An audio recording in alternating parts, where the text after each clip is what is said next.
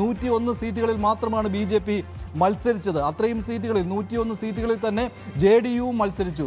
55 സീറ്റുകളിൽ JDU lead ചെയ്യുകയാണ്. BJP 61 സീറ്റുകളിൽ ലീഡ് ചെയ്യുകയാണ്. LJP 28 സീറ്റുകളിലാണ് മത്സരിച്ചത്. അവരും 8 സീറ്റുകളിൽ ലീഡ് ചെയ്യുകയാണ്. RLM-ഉം HAMS-ഉം അവരുടെ സഖ്യകക്ഷികൾ അവരും കഴിഞ്ഞ തവണ ജയിച്ച സീറ്റുകളിൽ ഇത്തവണ ലീഡ് ചെയ്യുകയാണ്. അങ്ങനെ വരുമ്പോൾ വലിയ സ്ട്രൈക്ക് റേറ്റാണ് ഈ പാർട്ടികൾക്കെല്ലാം വരുന്നത്. അതുതന്നെയാണ് NDAയുടെ ഈ ഒരു മുന്നേറ്റത്തിന് കാരണമാവുന്നത്. മറുവശത്ത് നോക്കുകയാണെങ്കിൽ 67 എന്ന് പറയുമ്പോൾ RJD ഏറ്റവും കൂടുതൽ സീറ്റുകളിൽ മത്സരിച്ച പാർട്ടിയാണ്. 144 സീറ്റുകളിൽ മത്സരിച്ച RJDക്ക് പക്ഷേ ഇപ്പോഴും 50-ൽ താഴെ സീറ്റുകളിൽ മാത്രമേ ലീഡ് ചെയ്യാൻ കഴിയുന്നുള്ളൂ. 45.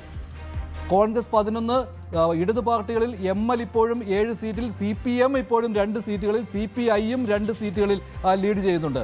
ഇതാണ് ഏറ്റവും ഒടുവിലത്തെ ട്രെൻഡ്. കിരൺ, ഏതാണ്ട് കഴിഞ്ഞ തവണത്തെ പോലെയായിരുന്നു അല്പസമയം മുമ്പ് വരെ. പക്ഷേ ഇപ്പോൾ മുഴുവനും മാറിയിരിക്കുകയാണല്ലോ. കഴിഞ്ഞ തവണത്തെ അത്രയും പോലും എത്തുവാൻ ഇന്ത്യ സഖ്യത്തിന് കഴിയില്ല. ആ ഒരു രീതിയിലേക്ക് കാര്യങ്ങൾ എത്തിയിരിക്കുകയല്ലേ. 110 കഴിഞ്ഞ തവണ ഇഞ്ചോടിഞ്ച് പോരാട്ടമായിരുന്നു. 125 സീറ്റുകളാണ് NDA നേടിയതെങ്കിൽ 115 സീറ്റുകളാണ് അന്ന് ഇന്ത്യ സഖ്യം നേടിയത്. ഇന്ത്യ സഖ്യത്തിന് അന്ന് പിടിച്ചു നിൽക്കാൻ കഴിഞ്ഞിരുന്നു. ഏറ്റവും വലിയ ഒറ്റക്കക്ഷിയായി 75 സീറ്റുകൾ നേടിക്കൊണ്ട് RJDക്ക് മുന്നേറ്റം ഉണ്ടാക്കാൻ കഴിഞ്ഞിരുന്നു. ഇത്തവണയും RJDക്ക് 75 എത്തിയില്ലെങ്കിലും ഇപ്പോഴത്തെ ലീഡ് നില ഇനി മാറി മറിഞ്ഞില്ലെങ്കിൽ, പക്ഷേ അങ്ങനെ മാറി മറിഞ്ഞ ചരിത്രങ്ങൾ സമീപകാല തെരഞ്ഞെടുപ്പുകളിലൊക്കെ ഉണ്ട്. അത് മാറി മറിഞ്ഞില്ലെങ്കിൽ RJDക്ക് നില കുറച്ചുകൂടി മെച്ചപ്പെടുത്താൻ കഴിയും. അതിനപ്പുറത്തേക്ക് 75-ലേക്കൊന്നും എത്താൻ കഴിയുമെന്ന് തോന്നുന്നില്ല. പക്ഷേ കഴിഞ്ഞ തവണത്തേക്കാൾ ഏറ്റവും കൂടുതൽ നേട്ടമുണ്ടാക്കുന്ന, നിലവിലെ ലീഡ് നില അനുസരിച്ച് ഏറ്റവും കൂടുതൽ നേട്ടമുണ്ടാക്കുന്ന പാർട്ടി JDU ആണ്. കഴിഞ്ഞ തവണ 43 സീറ്റിലേക്ക് JDU പിന്നാക്കം പോയിരുന്നു.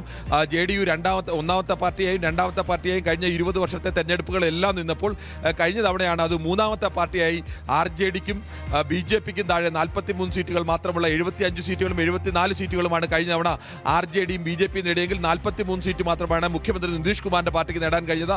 ഇപ്പോൾ തന്നെ ലീഡ് നില അനുസരിച്ച് ആ 43 എന്നുള്ളത് കവച്ചു വെച്ചിരിക്കുന്നു. JDU-വിന് കഴിഞ്ഞ തവണ വോട്ട് കട്ടറായി നിന്നത് അവിടെ ഒറ്റയ്ക്ക് മത്സരിച്ച കേന്ദ്ര മന്ത്രിസഭയിൽ മന്ത്രിയായിരിക്കുമ്പോൾ തന്നെ ചിരാഗ് പാസ്വാന്റെ പാർട്ടി, രാംവിലാസ് പാസ്വാന്റെ പാർട്ടി ഒറ്റയ്ക്ക് മത്സരിച്ച JDU-വിന്റെ വോട്ടുകൾ വലിയ തോതിൽ പിടിച്ചിരുന്നു. 9% വരുന്ന പാസ്വാൻ പിന്നോക്ക ദളിത് വിഭാഗത്തിന്റെ വോട്ടുകളാണ് ഇവരുടെ വോട്ടിൽ നിന്ന് പിടിച്ചെടുത്തത്. ഇതാണ് ഇവരെ പിന്നോക്കം പോകാനുള്ള പ്രധാനപ്പെട്ട കാരണമായി നിന്നത്. അത് ഇത്തവണ മാറിയിരിക്കുന്നു. ചിരാഗ് പാസ്വാന്റെ പാർട്ടിക്ക് വലിയ തോതിൽ സീറ്റുകളെ കൊടുത്ത് ഒപ്പം നിർത്തിയിരിക്കുന്നു. അങ്ങനെ ആ വോട്ട് ഭിന്നിച്ചു പോകാതിരുന്നതോടുകൂടി JDU-വിന് വലിയ നേട്ടമുണ്ടായിരിക്കുന്നു. JDU ആണ് ഇത്തവണ ഏറ്റവും വലിയ നേട്ടമുണ്ടാക്കുന്ന പാർട്ടിയെന്ന് നമുക്ക് ഉറപ്പിച്ച് പറയാൻ കഴിയും. ഈ ട്രെൻഡ് തുടർന്നാലും ചെറിയ രീതിയിലുള്ള മാറ്റങ്ങൾ വന്നാലും ഒക്കെ JDU-വിൻ്റെ ഒരു വലിയ മുന്നേറ്റമുണ്ട്. BJPക്ക് തങ്ങളുടെ സീറ്റുകൾ നിലനിർത്താൻ കഴിയുന്നു. RJDക്കും ഏറെക്കുറെ സീറ്റുകളിൽ കാര്യമായ വ്യത്യാസമില്ലാതെ നിലനിർത്താനൊക്കെ കഴിയുന്നുണ്ട്. പക്ഷേ കോൺഗ്രസിന് ഏതെങ്കിലും തരത്തിൽ മുന്നേറ്റം ഉണ്ടാക്കാൻ കഴിയുന്നില്ല.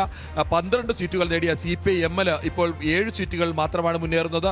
കഴിഞ്ഞ തവണ 12 സീറ്റുകൾ നല്ല ഭൂരിപക്ഷത്തോടുകൂടി വിജയിച്ച പാർട്ടിയാണ്. CPM കഴിഞ്ഞ തവണ 2 സീറ്റുകൾ ജയിച്ചത്. ഇത്തവണയും ആ 2 സീറ്റുകൾ തന്നെ അവർ ലീഡ് നിലനിർത്തുന്നുണ്ട്. CPI കഴിഞ്ഞ തവണ 2 സീറ്റുകൾ ജയിച്ചതാണ്. അതിൽ 1 സീറ്റിലാണ് ഇപ്പോൾ നിലവിൽ ലീഡ് നിലനിർത്തുന്നത്. ഈ ലീഡെല്ലാം ഭൂരിപക്ഷ മണ്ഡലങ്ങളിലും ഇലക്ട്രോണിക്സ് വോട്ടിംഗ് യന്ത്രത്തിലെ വോട്ടിംഗ് ആരംഭിച്ചിട്ടില്ല എന്നതുകൂടി നമ്മൾ ആലോചിക്കണം. ഇലക്ട്രോണിക്സ് വോട്ടിംഗ് യന്ത്രത്തിലേക്ക് വരുന്നതോടുകൂടി ആകെ വോട്ടുകളുടെ ഏകദേശം 1-2% വോട്ട് മാത്രമാണ് ഈ പോസ്റ്റൽ വോട്ട് എന്ന് പറയുന്നത്. ഇനിയും 90-95% വോട്ട് എണ്ണാൻ കിടക്കുകയാണ്. അവിടെ വോട്ടിംഗ് ആകെ മാറി മറിയാനുള്ള സാധ്യത അപ്പോഴും നിലനിൽക്കുന്നുണ്ട്. അതുകൊണ്ട് തന്നെയാണ് ഇപ്പോഴും മഹാഗഡ്ബന്ധനിൽ RJDയും കോൺഗ്രസും CPI-ML-ഉം CPI-യും CPM-ഉം എല്ലാം ഇപ്പോഴും പ്രതീക്ഷ പ്രകടിപ്പിച്ച് തന്നെ നിൽക്കുന്നത്. VIP അടക്കമുള്ള പാർട്ടികൾ പ്രതീക്ഷ പ്രകടിപ്പിച്ച് നിൽക്കുന്നത്. പക്ഷേ മറിച്ച് NDA ക്യാമ്പുകളിൽ ആഹ്ലാദ പ്രകടനം തുടങ്ങിക്കഴിഞ്ഞു. മോദിയുടെയും നിതീഷിന്റെയും നേതൃത്വത്തിൽ ബീഹാറിൽ പുതിയൊരു യുഗം കൂടി പിറവിയാണ്, ചരിത്രമാണ് പിറക്കുന്നത് എന്നത് BJP നേതാക്കളാകെ പ്രഖ്യാപിച്ചു കഴിഞ്ഞു. BJP നേതാക്കൾ പരസ്യമായി തന്നെ ചാനലുകളിൽ പ്രഖ്യാപനങ്ങൾ അല്ലെങ്കിൽ പ്രതികരണങ്ങൾ നടത്തി തുടങ്ങിയിട്ടുണ്ട്.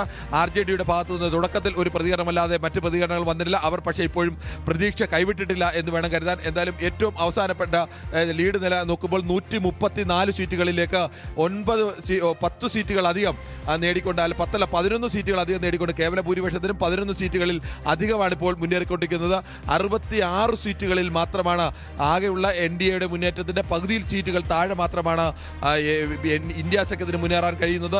ഇന്ത്യ സഖ്യത്തിൽ തന്നെ RJDക്ക് മാത്രമാണ് പിടിച്ചു നിൽക്കാൻ കഴിയുന്നത്. കോൺഗ്രസ് വല്ലാതെ പിന്നാക്കം പോയിരിക്കുന്നു. 12 സീറ്റുകളിലും ഇത്തവണയും വിജയം ഉറപ്പാക്കിയിരുന്ന CPI-ML, അങ്ങനെ ഉറപ്പിച്ചു പറഞ്ഞിരുന്ന ML അടക്കം ഇപ്പോൾ 7 സീറ്റുകൾ മാത്രമാണ് അവർക്ക് പിടിച്ചു നിൽക്കാൻ കഴിയുന്നത്. എന്തായാലും വലിയൊരു തരത്തിൽ NDA-യുടെ ഒരു തേരോട്ടമാണ്, NDA-യുടെ വലിയൊരു മുന്നേറ്റമാണ്. എന്തായാലും പോസ്റ്റൽ വോട്ടിലും ഇലക്ട്രോണിക്സ് വോട്ടിംഗ് യന്ത്രത്തിൻ്റെ പകുതി മണ്ഡലങ്ങളിൽ ആരംഭിച്ചപ്പോൾ അതിൻ്റെ തുടക്കത്തിലും കാണുന്നത് ഇനിയും റൗണ്ടുകൾ ഏറെ വരാനുണ്ട്. ഇനിയും ഫലങ്ങൾ മാറി വരാനുള്ള സാധ്യതയുണ്ട്. പക്ഷേ ഈ തുടക്കത്തിലെ ട്രെൻഡ് അനുസരിച്ചാണ് മുന്നോട്ട് പോകുന്നതെങ്കിൽ വ്യക്തമായ ഭൂരിപക്ഷത്തോടുകൂടി അവിടെ NDA അധികാരത്തിൽ വരും. ഇനി ട്രെൻഡ് മാറുമോ ഇല്ലയോ എന്ന് വരും മിനിറ്റുകളിൽ നമുക്ക് വ്യക്തമായി അറിയാൻ കഴിയും.